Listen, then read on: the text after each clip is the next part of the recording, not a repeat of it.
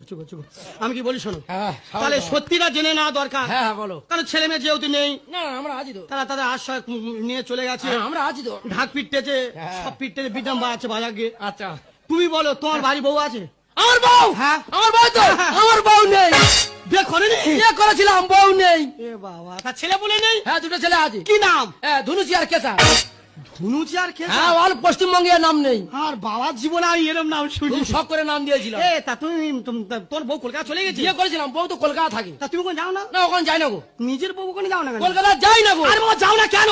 ক্লাবের ছেলেরা ধরে সেইটা কেটে নিয়ে, তোমার সেইটা কেটে নিয়েছে? মেন জিনিস ধরে কেটে নিয়ে, সেইটা কেটে নিয়েছে? কোনটা কেটে গেছে? পায়ের বুড়ো আঙুল কেটে নিয়ে।